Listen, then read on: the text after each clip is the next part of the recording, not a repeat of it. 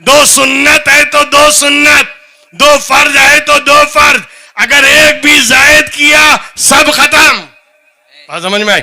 یہ میرے نبی کے نقش قدم پر چلنا ہے، اس لیے کہ قرآن حکم دے رہا ہے، طریقہ مصطفیٰ بتا رہے ہیں. بے شک بے شک، سبحان دونوں ساتھ ساتھ ہے نا. اے محبوب میں نماز کا حکم دوں گا مگر طریقہ تو بتائے گا، تاکہ کوئی نمازی تیری غلامی کے بغیر نمازی نہ بن سکے. کیا بات ہے، کیا بات ہے. کوئی نمازی تیری غلامی کے بغیر اور تیری سنتوں کو ادا کیے بغیر نمازی نہ بن سکے. اللہ کے یہاں سب سے زیادہ اگر پسندیدہ کوئی چیز ہے نا تو وہ ادب ہے. بات سمجھ میں آ رہی؟ اس لیے محفل میں بیٹھیں، ادب و احترام کا بالکل لحاظ ہونا چاہیے، اس لیے کہ اللہ کی بارگاہ میں ادب دیکھا جاتا ہے کہ بندہ کتنا ادب کرتا ہے، کتنا زیادہ لحاظ کرتا ہے، کتنا زیادہ وہ یعنی محفل کا یا جو بیان کیا جا رہا ہے اس کو سننے کا جو لحاظ کرتا ہے، تو یہ لحاظ اللہ کی بارگاہ میں ملاحظہ کیا جاتا ہے اور یہی ادب دیکھا جاتا ہے. تو علم کے ساتھ ساتھ ادب چاہیے، ورنہ علم تو شیطان کو بھی تھا، شیطان کو تھا نا، مگر ادب نہ کر سکا، احترام نہ کر سکا، رسپیکٹ حضرت آدم کا نہ کر سکا، تو سارا علم بیکار ہو گیا. سارا علم ہوتے ہوئے مردود بارگاہ ہو گیا، سارا علم ہوتے ہوئے اللہ نے اسے اپنی بارگاہ سے نکال دیا. کیوں؟ علم تھا، ادب نہیں. ادب مین چیز ہے.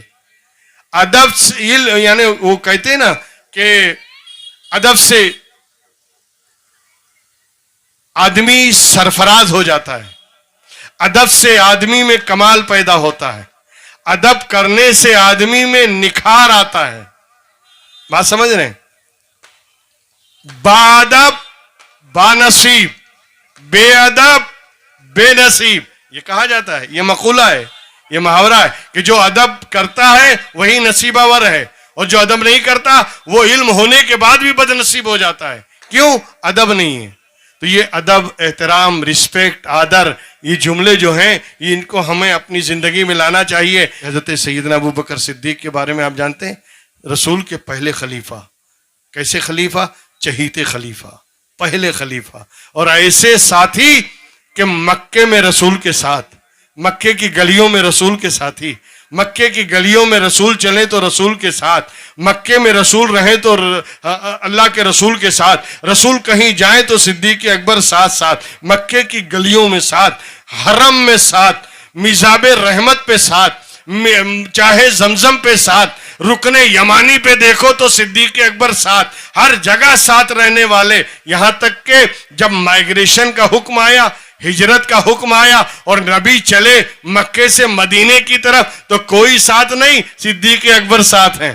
حضرت صدیق اکبر ساتھ ہیں. غار ثور میں پہنچے تو ساتھ، غار ثور میں رہیں تو ساتھ، غار ثور سے نکلے ساتھ، مدینے جائیں ساتھ، مدینے میں داخل ہو تو ساتھ، مدینے میں رہیں تو ساتھ، مدینے میں چلے پھرے تو ساتھ. ایسا ساتھی جو ہر جگہ رسول کے ساتھ، خلوت میں دیکھو تو ساتھ، جلوت میں دیکھو تو ساتھ، محفل میں دیکھو تو ساتھ، تنہائی میں دیکھو تو ساتھ، گھر پہ دیکھو تو ساتھ، یہاں تک کہ اللہ کے رسول مسجد میں ہیں تو مسجد میں ابو بکر صدیق ساتھ ہیں، میدان جہاد میں ہیں وہاں بھی ساتھ ہیں. اور انتہا کی بات یہ ہے کہ جب آخر میں میرا نبی گنبد خضرا میں آرام فرمائے، صدیق اکبر وہاں بھی ساتھ ہیں.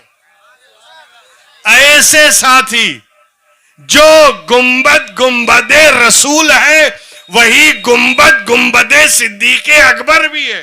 آپ ذرا خیال کریں، گنبد خضرا میں بھی ساتھ ہیں، ہر جگہ ساتھ رہنے والا ایسا ساتھی جو رسول کا ایسا ساتھی ہو کہ ہر جگہ ساتھ رہے. جانتے ہو وہ کیا فرماتے ہیں؟ من انفق درہمن علی قرۃ مولد النبی صلی اللہ علیہ وسلم کانا رفیقی فی الجنہ، کہ جو میلاد النبی منانے کی خوشی میں 1 روپیہ خرچ کرے گا نا تو وہ جنت میں میرا ساتھی ہوگا. سبحان اللہ، سبحان اللہ. بے شک وہ جنت میں میرا ساتھی ہوگا. آپ ذرا خیال کریں, جو رسول کا ساتھی ہو اس کا ساتھی بننا ہو تو میلاد النبی پہ خرچ کرنا چاہیے, میلاد النبی پہ صرف کرنا چاہیے.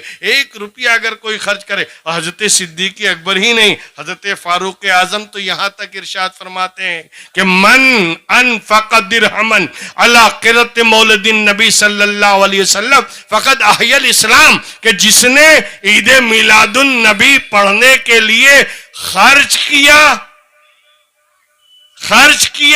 1 درہم بھی اگر اس نے خرچ کیا, فقد احیا الاسلام, تو اس نے اسلام کو زندہ کر دیا. سبحان اللہ سبحان ذرا خیال کریں کیا مرتبہ ہے میلاد النبی صلی اللہ علیہ وسلم کا. اور دوستو کیوں نہ ہو, اس لیے کہ یہ رسول کی آمد کا ذکر ہے, یہ رسول کے آنے کا ذکر ہے, یہ رسول کے تشریف لانے کا ذکر ہے, یہ اللہ کے احسان کو کے شکرانے کا ذکر ہے. لقد من اللہ علی المؤمنین اذ بعث فیہم رسولا, اللہ نے مومنوں پر احسان کیا کہ ان کے درمیان رسول کو بھیجا ہے, رسول کو بھیجا, یہ اللہ کا احسان. دوستو ہم نہیں سمجھ پاتے. میں آپ کو بتاؤں, جب بات نکل ہی پڑی ہے تو مجھے بتائیے, یہ آنکھ جس آنکھ سے آپ دیکھتے ہیں اس کی قیمت کیا ہے؟ یہ زبان جس سے آپ بول رہے ہیں اس کی قیمت کیا ہے؟ یہ کان جس سے آپ سنتے ہیں بھلا اس کان کی قیمت کیا ہے؟ یہ ہاتھ اور پیر جس سے آپ چلتے ہیں, چھوتے اور پکڑتے ہیں, ان ہاتھ پیر کی قیمت کیا ہے؟ آپ اندازہ لگا سکتے ہیں؟ آنکھ کی قیمت آپ کو اندازہ نہیں لگے گی. اگر آنکھ کی قیمت کو سمجھنا ہے تو کسی اندھے کو دیکھو, پتہ چل جائے گا کہ آنکھ کتنی قیمتی ہے, آنکھ کی وقت کیا ہے, آنکھ کی حیثیت کیا ہے. ایک اندھے کو دیکھو گے ٹھوکر کھاتا ہوا, ٹٹولتا ہوا, تب تمہیں سمجھ میں آئے گا کہ آنکھ کتنی قیمتی ہے. یہ کان کتنے قیمتی ہیں, اس کا اندازہ لگانا ہو تو کسی بہرے کو دیکھ لو جو بات کو سن نہیں سکتا, بات کو سمجھ نہیں سکتا, تب تمہیں اندازہ لگے گا یہ کان کتنے قیمتی ہیں. اگر زبان کی قیمت کا اندازہ لگانا ہے تو کسی گونگے کو دیکھو جو بولنے کی طاقت نہیں رکھتا, بولنے کی صلاحیت نہیں رکھتا, اپنے مافی ضمیر کو ادا نہیں کر سکتا, وہ بتا نہیں سکتا کہ وہ چاہتا کیا ہے, اس کے دل میں کیا ہے. تو اس گونگے کو دیکھو گے تو تمہیں زبان کی قیمت کا اندازہ لگے گا. اگر ہاتھ اور پیر کی قیمت کو سمجھنا ہے, پیر کی قیمت کو سمجھنا ہے تو کسی پیر سے معذور کو دیکھو جس کے پاس پیر نہ ہو یا جس کے پاس ایک ہی پیر ہو, تب تمہیں سمجھ میں آئے گا یہ پیر کتنا قیمتی ہے. اس ہاتھ کو سمجھنا ہو تو کسی یعنی معذور ہاتھ سے معذور انسان کو دیکھو تو تمہیں سمجھ میں آئے گا یہ ہاتھ کتنے قیمتی ہیں. ایسے اندازہ نہیں لگے گا, ایسے پتہ چلنے والا نہیں ہے. پتہ اس وقت چلے گا جب وہ نعمت آپ اس نعمت سے محروم ہو, تب پتہ چلے گا نا. دوستو اللہ نے آنکھ دی, زبان دی, اچھا دل و دماغ دیا. دماغ کی نعمت کو سمجھنا ہے, دماغ کی قیمت کو سمجھنا ہے, دماغ کی حیثیت کو سمجھنا ہے تو پھر تمہیں کسی پاگل اور مجنون کو دیکھنا پڑے گا, تب تمہیں پتہ چلے گا کہ دماغ کتنا قیمتی ہے, دماغ کتنا انیواری ہے, دماغ کتنا ضروری ہے کہ اگر نہ ہو تو آدمی مجنون اور دیوانہ بن جائے. اب ذرا خیال کریں.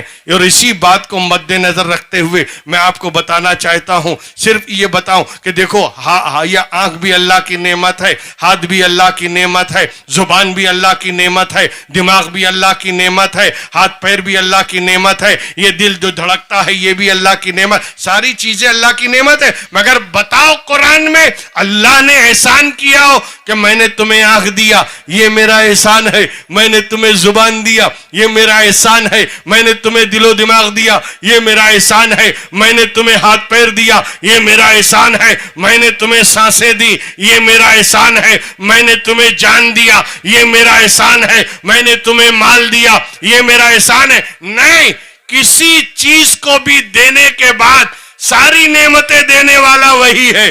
آسمان سے پانی برسانے والا وہی, زمین سے اناج پیدا کرنے والا وہی, زمین سے سبزے اگانے والا وہی, ہمیں رزق پہنچانے والا وہی, ہمیں اولاد کی نعمت دینے والا وہی. مگر اس نے کبھی نہیں کہا, نہ قرآن میں نہ کسی جگہ آپ کو ملے گا کہ اللہ نے یہ کہا ہو میں نے بارش برسایا, بارش کے قطرے قطرے برسایا, یہ میرا احسان ہے, میں نے زمین سے سبزہ اگایا, یہ میرا احسان ہے, میں نے اناج پیدا پیدا کیا یہ میرا احسان ہے، میں نے پھل فروٹ دیا یہ میرا احسان ہے، میں نے تمہیں طاقت دی یہ میرا احسان ہے، میں نے تمہیں غذا دی یہ میرا احسان ہے، میں نے تمہیں روزی دیا یہ میرا احسان ہے۔ کسی چیز کو بھی دے کر اس مالک حقیقی نے احسان نہیں جتایا، لیکن جب مصطفیٰ کو بھیجا، جب میرے رسول کو بھیجا تو ارشاد فرماتا ہے لقد من اللہ علی المؤمنین اذ بعث فیہم رسولا، رسول کو بھیج کر اللہ نے مومنوں پر احسان کیا ہے۔ نعرہ تکبیر، نعرہ رسالت، گلشن نعیمیہ کمیٹی، علماء اہل سنت۔ تو جب وہ نعمت ہے جن کے بارے میں اللہ کہتا ہے احسان، تو احسان کا بدلہ حل جزاء الاحسان الا الاحسان، بے شک بے شک، احسان کا بدلہ احسان کے سوا کیا ہو سکتا ہے؟ اگر اللہ نے احسان جتایا ہے اور احسان فرمایا ہے تو اب ہم پہ لازم ہے کہ ہم اس کا شکر ادا کریں، ہم پہ لازم ہے کہ ہم اللہ کا شکریہ ادا کریں۔ تو یہ محفلیں اللہ کا شکر ادا کرنے کے لیے قائم کی جاتی ہیں کہ اللہ نے جو اپنے رسول کو بھیجا اور ہمارے درمیان بھیجا، ہدایت دینے کے لیے، رہنمائی کرنے کے لیے، گائیڈ کرنے کے لیے، صراط مستقیم پر چلانے کے لیے، صحیح اور سچا راستہ بتانے کے لیے، اسی لیے ہم پر لازم ہے کہ ہم اللہ کا شکر ادا کریں۔ تو کتنی بڑی نعمت عظمیٰ ہے میرا رسول کہ اللہ جب رسول کو دیتا ہے تو احسان فرماتا ہے، احسان ہے میرا میں نے اپنا رسول تمہیں دے دیا، احسان ہے میرا میں نے اپنے محبوب کو تمہیں عطا کر دیا، احسان ہے میرا کہ جسے سب سے پہلے میں نے نور پیدا کیا اسے انسان کی شکل میں تبدیل کر کے انسانی لباس پہنا کر تمہارے درمیان بھیج دیا۔ یہ میرا احسان ہے، یہ میرا کرم ہے۔ تو جب اللہ احسان فرما رہا ہے تو ہمیں اس کا شکر ادا کرنا چاہیے۔ اب ایسے جلسے جو شکر کے لیے رکھے جاتے ہیں، میلاد النبی کے شکریے کے لیے رکھے جاتے ہیں، اگر اس میں آپ دامے درمے قدمے سخنے حصہ لیتے ہیں تو یہ دوستو مولانا پہ کوئی کرم نہیں کر رہے ہیں یا کمیٹی والوں پر کوئی کرم نہیں کیا، بلکہ آپ نے تو اپنے خدا کا شکر ادا کیا ہے۔ بے شک بے بات شک، سمجھ رہے ہیں؟ اس شکرانے میں آپ نے حصہ لے لیا تو آپ کو بڑھ چڑھ کر حصہ بھی لینا چاہیے، اور بڑھ چڑھ کر اس میں، کیونکہ یہ میلاد النبی کا جلسہ ہے، محمد الرسول اللہ، یہ اس رسول کا جلسہ ہے جو ساری کائنات کا رسول بن کر آیا، زمین کا بھی رسول، آسمان کا بھی رسول، چاند و سورج کا بھی رسول، ستاروں کا بھی رسول، آبشار کے نغموں کا بھی رسول، وہ کہکشاں کا بھی رسول، وہ فضاؤں کا بھی رسول، وہ ہواؤں کا بھی رسول، وہ دریاؤں کا بھی رسول، وہ ساری کائنات کا رسول بن کر آیا۔ ارسلتو الی الخلق کافہ، میں ساری کائنات کا رسول بنا کر بھیجا گیا ہوں، اور ساری کائنات کے جب رسول آئیں تو لازم ہے کہ ساری کائنات ان کی اتباع کرے، ان کی اطاعت کرے، ان کی فرما برداری کرے۔ یہی وجہ ہے کہ زمین پہ کھڑے کھڑے اگر وہ انگلی سے اشارہ کر دے تو چاند پہ لازم ہے کہ اپنے جگر کے ٹکڑے کر دے، دو حصوں میں بڑھ جائے۔ اگر وہ رسول پہاڑی پہ کھڑے ہو کر سورج کی طرف اشارہ کرے تو سورج پہ لازم ہے کہ وہ پلٹ کے دوبارہ واپس آ جائے۔ یہ کرامات، یہ چمتکار، یہ معجزات جسے ہم معجزہ کہتے ہیں، در حقیقت یہ ہے کہ ساری کائنات کے یہ رسول ہیں تو ساری کائنات پہ لازم ہے ان کی اطاعت کرنا، ان کی فرما برداری کرنا، سب پہ لازم ہے۔ مگر دوستو ہم یہ دیکھتے ہیں، ہم نے تو یہ دیکھا کہ سورج پلٹ آتا ہے، چاند ٹکڑے ہو جاتا ہے، جانور سجدے کرنے لگتے ہیں، پہاڑ کلمہ پڑھنے لگتے ہیں، کنکریاں کلمہ پڑھنے لگتی ہیں، اور رسول جب گزرتے ہیں تو پہاڑ سلام کرتے ہیں۔ یہ ساری روایتیں موجود ہیں، ساری روایتیں حدیثوں میں ہیں، مگر میں یہ سوچنے لگا یہ ساری کائنات رسول کی اتباع کرے، رسول کی پیروی کرے، پیغمبر کی اطاعت کرے۔ ایک حضرت انسان ہی ہیں جو مان کے بھی نہیں مانتے۔ اللہ اللہ، ذرا خیال کریں، مانتے ہیں اللہ کے رسول ہیں، مانتے ہیں اللہ نے بھیجا ہے، مانتے ہیں اللہ کے نبی ہیں, prophet of God, messenger of Allah Almighty, لیکن اس کے باوجود پیروی نہیں, اتباع سے پیچھے. حالانکہ اللہ کے رسول نے کہا تھا اور کہنے کا حکم دیا گیا, قل ان کنتم تحبون اللہ فاتبعونی یحببکم اللہ. اے محبوب انہیں کہہ دو اگر تم اللہ سے محبت کرتے ہو میرے پیچھے چلو, میری اتباع کرو, میرا فالو کرو, میری پیروی کرو, میری اطاعت کرو. اور اگر تم میری اتباع کرو گے تو تمہارا تو دعویٰ یہ ہے کہ تم اللہ سے محبت کرتے ہو, لیکن اگر میری پیروی کرو گے اللہ تم سے محبت کرنے لگے. سبحان اللہ سبحان یہ اللہ. حبیبکم اللہ. ابھی تک تم خدا سے محبت کرتے تھے, اب خدا تم سے محبت کرے گا اگر تم میری پیروی کرو گے, اگر تم میری اتباع کرو گے, اگر تم میرے پیچھے پیچھے چلو گے, اگر تم میرے نقش قدم پر چلو گے.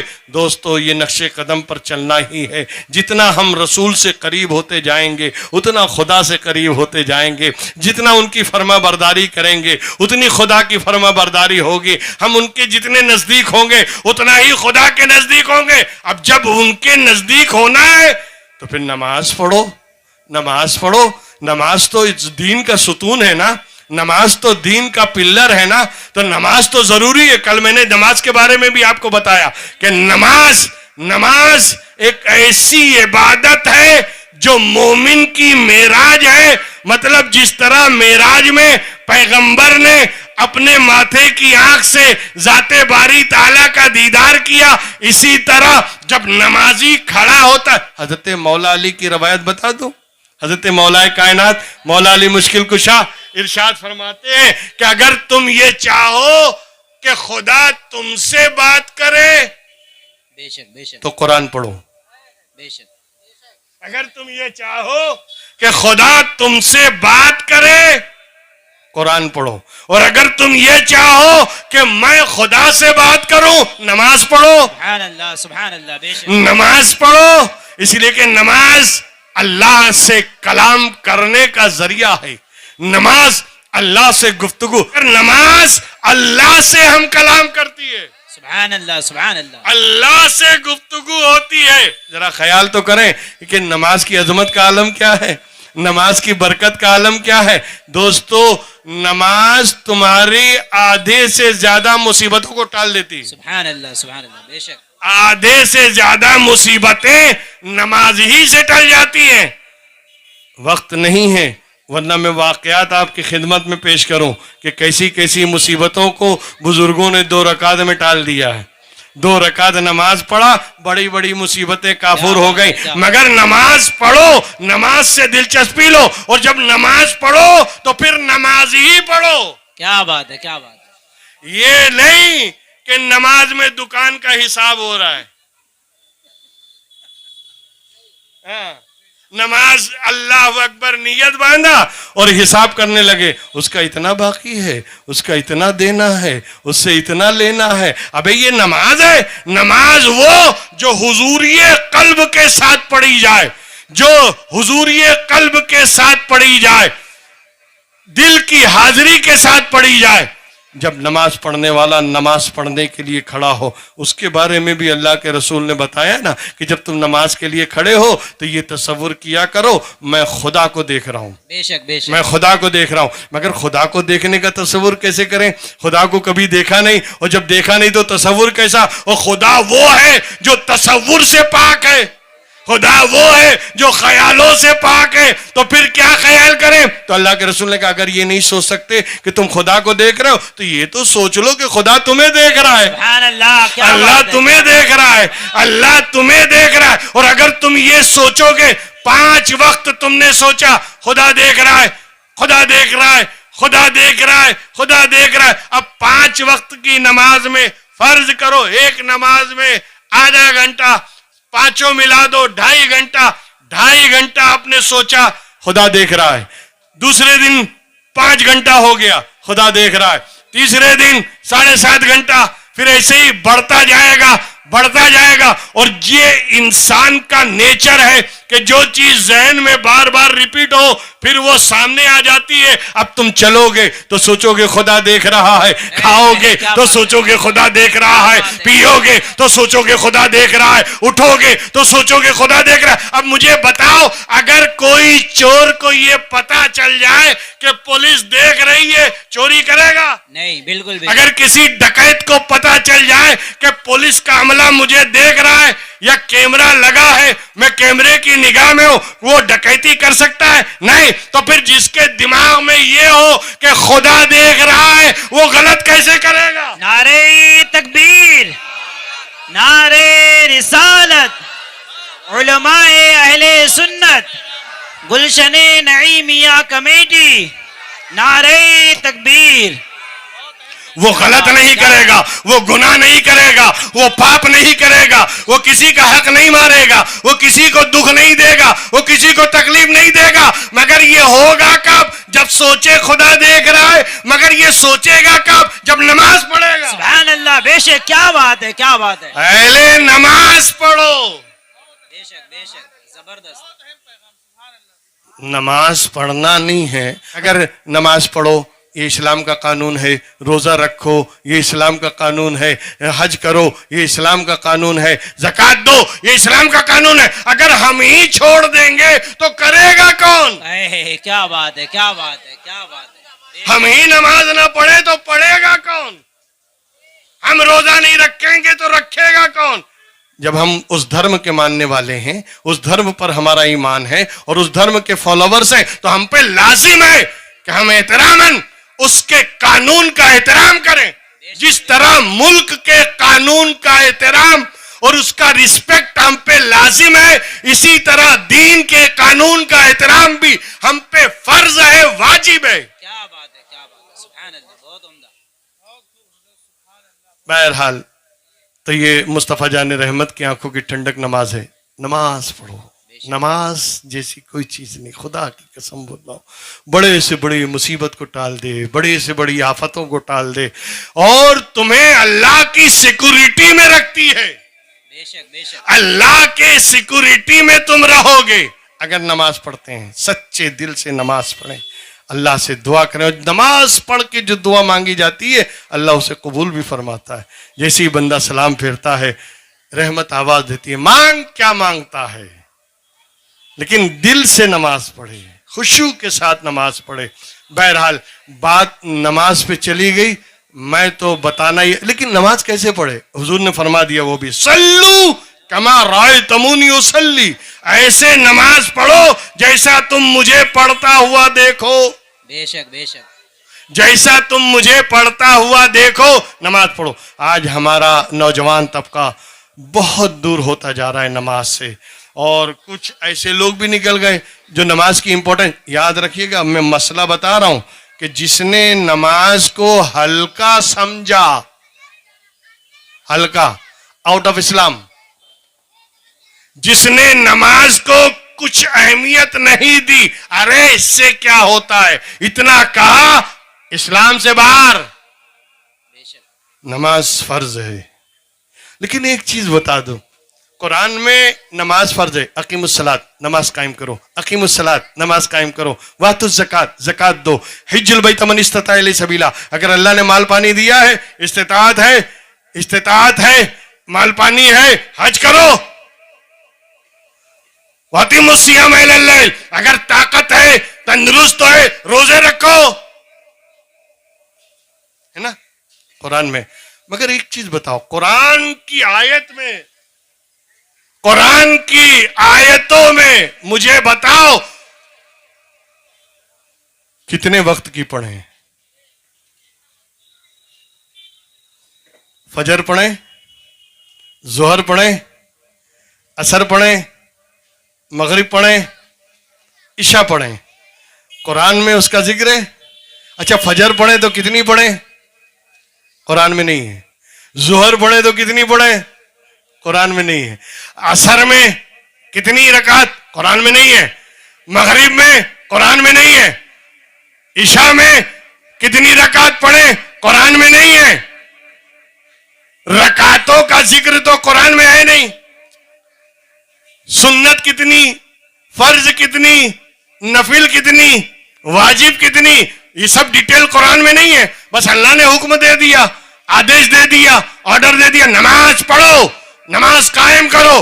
कहीं कहीं इशारा भी दिया, इन्ना कुरान अल फज्र कान मशहूदा, फज्र का इशारा दे दिया कि फजर में पढ़ो, इसलिए कि फरिश्तों की हाजिरी का वक्त है।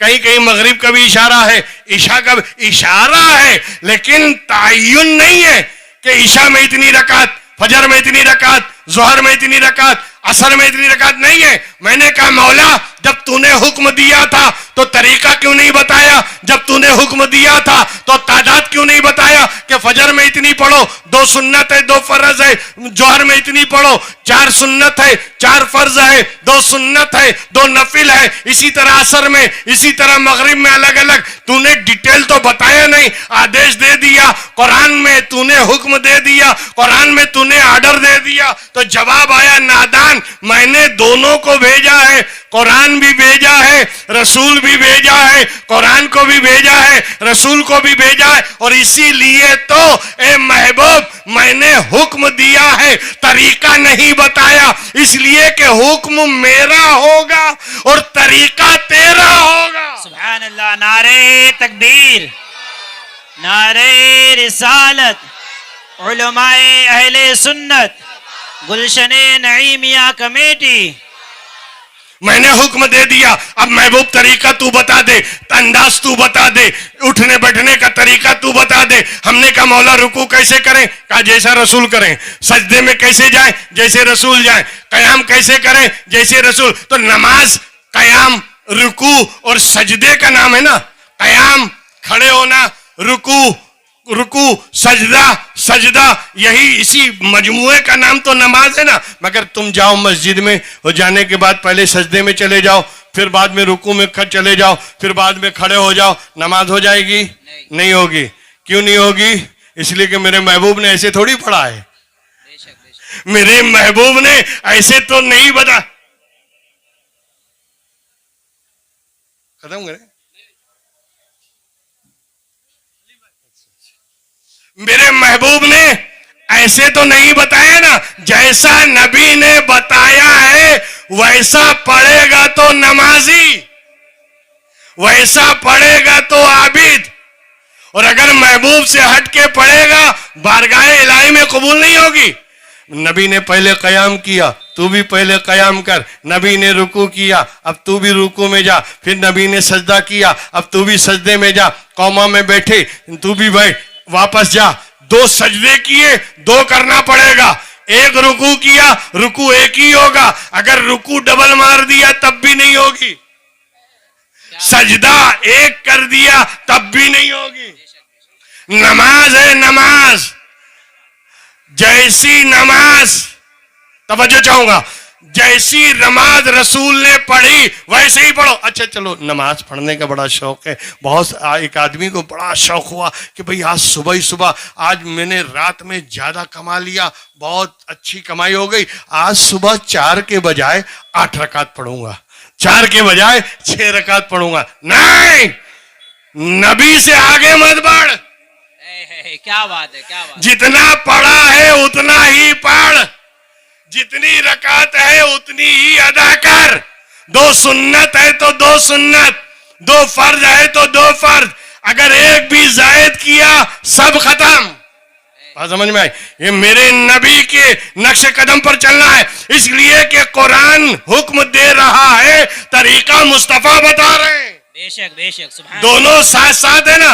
ए महबूब, मैं नमाज का हुक्म दूंगा मगर तरीका तू बताएगा, ताकि कोई नमाजी तेरी गुलामी के बगैर नमाजी ना बन सके। क्या बात है, क्या बात है। कोई नमाजी तेरी गुलामी के बगैर और तेरी सुन्नतों को अदा किए बगैर नमाजी न बन सके। हज का हुक्म कुरान में है, हिज्जुल बैत मन इस्तता इलैहि सबीला। अगर अल्लाह ने दौलत दी है, अगर अल्लाह ने मालिक निसाब बनाया है, अगर अल्लाह ने तुम्हें साहिब निसाब बनाया, हज करो। लेकिन हज का तरीका क्या हो, कहाँ कयाम करना है, कहाँ रुकू, कहाँ पे रुकना है, कहाँ वकूफ अरफा है, कहाँ पे मुजदलफा में रात गुजारनी है, और कहाँ कंकर मारना है, कहाँ पत्थर से, तवज्जो चाहूंगा, कहाँ पत्थर से पत्थर پتھر کو مارنا ہے اور کہاں پتھر کو حجر اسود کو چومنا ہے، یہ میرا نبی بتائے گا، بے شک بے شک یہ میرا نبی بتائے گا. میں زیادہ تفصیل میں نہیں لے جانا چاہتا. نبی نے جیسا کیا ہے، نبی نے 7 چکر لگایا، تم بھی 7 چکر لگاؤ. 3 نبی نے اکڑ کے چلے ہیں، تم بھی 3 چکر اکڑ کے چلو. جیسا نبی نے کیا بس ویسے ہی کرتے چلے جاؤ، وہی تمہارا حج ہے. نبی جہاں رکیں وہاں رک جاؤ، جہاں قیام کریں وہاں قیام کرو، جہاں رات گزاریں وہاں رات گزارو، جہاں قربانی دیں وہاں قربانی دو. اس لیے کہ میں نے حکم تو دیا ہے، طریقہ میرا محبوب بتائے گا، تاکہ اے محبوب کوئی حاجی تیری غلامی کے بغیر حاجی نہ بن سکے. کیا بات ہے، سبحان اللہ، بے شک بے شک حق ہے. آپ ذرا خیال کرتے چلے جائیں، ہر چیز میں اللہ آدیش دیتا ہے، طریقہ محبوب بتاتا ہے.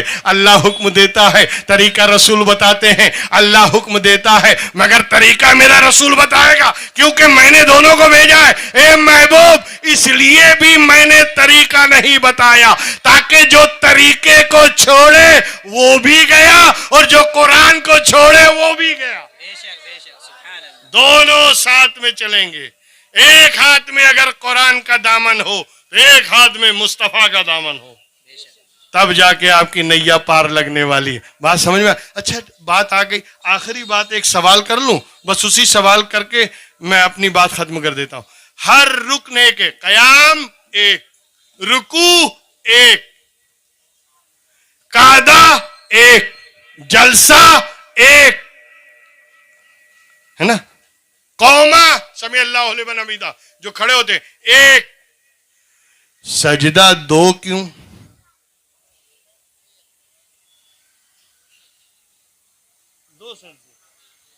یہ 2 سجدے کیوں؟ رکوع ایک ہے، قیام ایک ہے، قوما ایک ہے، جلسہ ایک ہے، قعدہ ایک ہے، قعدہ اخیرہ ایک ہے، سجدہ 2. یہ 2 سجدے کیوں ہیں؟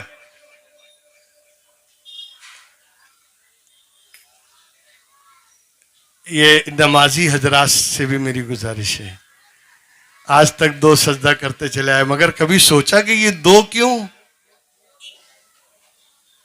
بہت زیادہ آگے بڑھے تو بولے ایک سجدہ تعظیمی ہے، ایک سجدہ عبادت ہے. ارے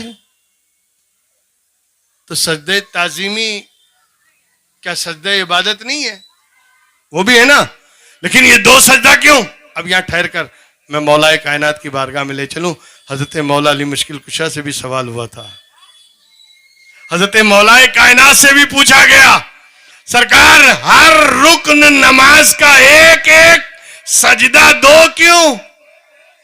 وجہ ہے، اس کا کارن، اس کا سبب، اس کے پیچھے وجہ، اس کے پیچھے ریزن کیا ہے کہ ہر جو بھی ہے. بس آخری بات ہے اور اسے آپ اپنے ذہن و دماغ میں بسا کے رکھیں کہ 2 سجدہ کیوں ہیں. حضرت مولا علی کائنات سے پوچھا گیا تو حضرت علی نے جواب دیا، جب تم کھڑے ہوتے ہو نماز کے لیے، توجہ ہے نا، جب تم نماز کے لیے کھڑے ہوتے ہو تو گویا تم حیات ہو، تم زندہ ہو، تم باقی ہو، تم ابھی حیات ہو، ایگزسٹ ہو، اپنے ایگزسٹنس کو بیان کرتے ہو. جب تم نماز کے لیے ہاتھ باندھ کے کھڑے ہوتے ہو گویا تمہارا بھی وجود ہے، تمہارا بھی وجود ہے، تم بھی موجود ہو، تم بھی زندہ ہو. لیکن جب فرط محبت میں بندہ جھک جاتا ہے اللہ کی بارگاہ میں رکوع میں، پھر جب کھڑا ہوتا ہے سمیع اللہ لمن حمیدہ، اور سمیع اللہ لمن حمیدہ کے بعد اللہ نے سن لی جس نے اس کی تعریف کی، اور یہ کہنے کے بعد بندہ اپنے آپ کو فنا کر دیتا ہے، بندہ اپنے آپ کو مٹا دیتا ہے، بندہ اپنے آپ کو رب کے سامنے گرا دیتا ہے اور اپنی سب سے اونچی پیشانی زمین پہ رکھ دیتا ہے. اتنا گرایا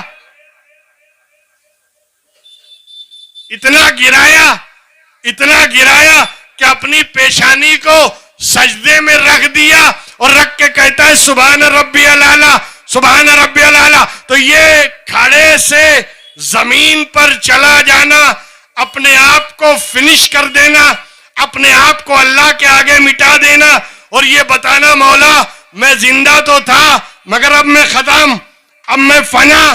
جب تم اپنے آپ کو سجدے میں جا کر अपनी फनाइयत का ऐलान करते हो, अब सर उठाओ तो मिनहा खलकनाकुम, मिनहा खलकनाकुम, इसी मिट्टी से हमने तुम्हें पैदा किया, फिर जब दोबारा जाओ वफीहा नुईदुकुम, और इसी मिट्टी में हम तुम्हें दोबारा मिला देंगे, और फिर जब दोबारा सर उठाओ वमिनहा नुखरिजुकुम तारतन उखरा, और इसी मिट्टी से हम तुम्हें दोबारा जिंदा करेंगे। क्या बात है, सुभान अल्लाह, बेशक बेशक, बहुत उम्दा। ये है दो सजदों की हकीकत। फना हो गए थे, अल्लाह ने जिंदा किया, फिर मिट्टी में मिला दिया, फिर दोबारा जिंदा किया। इसीलिए हजरत अली से सवाल किया, हमारी जिंदगी कितनी है, इस दुनिया की जिंदगी आखिरत के मुकाबले में कितनी है? तो जानते हो हजरत अली ने क्या जवाब दिया? दो सजदों के बीच में जो है वही तुम्हारी जिंदगी है। दो सजदों के बीच में जो गैप है वही तुम्हारी जिंदगी है। इसीलिए तो मिनहा खलकनाकुम, इस मिट्टी से पैदा किया, वफीहा नुईदुकुम, इसी मिट्टी में पलटा देंगे। तो जब पैदा किया तुम बैठे, बस यही तुम्हारी जिंदगी है, और फिर वापस मिट्टी में मिला दिए गए। इस तसव्वुर के साथ नमाज पढ़ो तो नमाज का खुशू मिलेगा, नमाज का मजा आ जाएगा, नमाज का जायका मिलेगा, नमाज का टेस्ट मिलेगा, नमाज के सही मानों में जो मफहूम है और जो नमाज की चाशनी है, डूब के नमाज पढ़ो, डूब के सजदा करो। और जब इस तरह तुम नमाज अदा करोगे और इस तरह तुम नमाज पढ़ोगे, खुदा की कसम 2 रकत की नमाज जमाने का रुख मोड़ देती है। 2 रकत की नमाज बड़े से बड़े हादसे को उड़ा देती है, बड़े से बड़े तूफान को रोक देती है। अल्लाह तबारक व तआला हम सबको मुस्तफ़ा जान रहमत के सदक़े में नमाज पढ़ने की तौफीक अता फरमाए और डूब कर नमाज पढ़ने की तौफीक अता फरमाए। वाखिर दावा।